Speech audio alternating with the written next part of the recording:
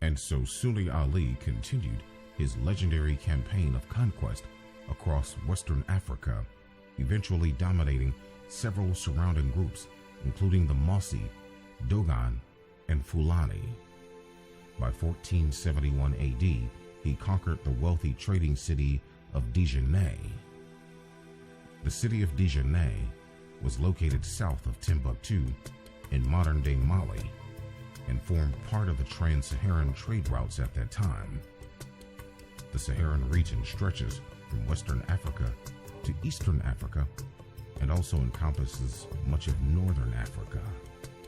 The trans-Saharan trade route refers to the interconnected set of trade routes which link the African kingdoms and empires with the Sahara region.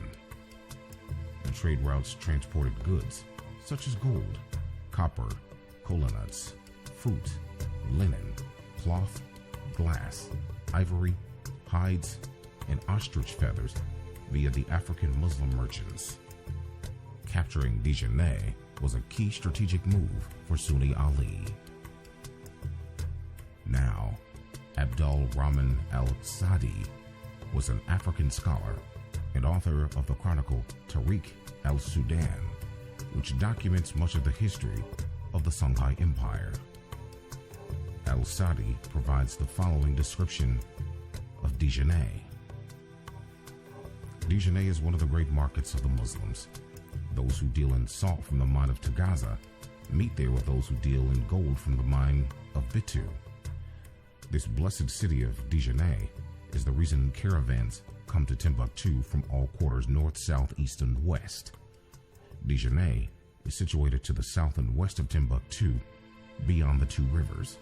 When the river is in flood, Dijonais becomes an island, but when the flood abates, the water is far from it. It begins to be surrounded by water in August, and in February the water recedes again.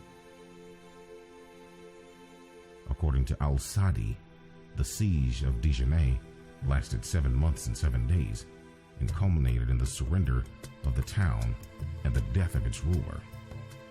The ruler's widow then married Sunni Ali, and peace was restored.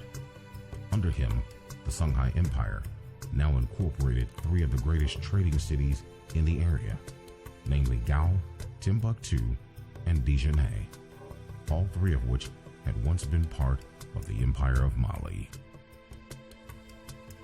During the early years of his reign, he was constantly on the move, and he is remembered as having been undefeated in war. A major part of Sunni Ali's military strength lay in his powerful river navy. He built up a river-based navy of more than 400 boats and used them to good effect. Rivers formed the major trading routes within West Africa at that time. Sunni Ali's powerful navy consisted of a fleet of ships manned by Sorko fishermen. The Sorko were a West African group long present in the region. In Songhai dialect, the word Sorko means masters of the river. They were warrior fishermen who specialized in building and operating boats and canoes. Altogether, Sunni Ali fought 32 military campaigns and won 32 military campaigns. And so the Songhai Empire now had effective control over the lucrative Niger River trade of gold, cola, and grain. At this time, West African gold was the major source of coinage for Europe and the Middle East. Under Sunni Ali, the Songhai Empire became even more wealthy and prosperous.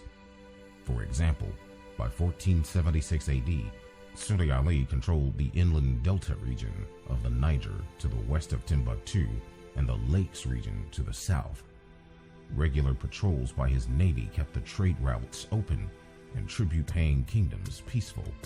This was an extremely fertile region of West Africa, and it became a major producer of grain under his rule. Sunni Ali divided conquered territories into provinces and appointed trusted lieutenants to govern them. The empire Sunni Ali created was a centralized state with some degree of local autonomy for outlying areas. Across the empire, traditional African cults and the observance of Islam were combined, much to the annoyance of Muslim clerics in the cities. One reason for Sunni Ali's success was he was a strong administrator. For example, his military consisted of an organized cavalry, infantry, as well as the river-based naval units. The military governors appointed by him ruled these provinces. Along with the governors, advisors, and specialized units, the government ran departments such as agriculture and the treasury. Sunni Ali's government was centralized, and the efficient tax collection helped the Songhai economy to flourish.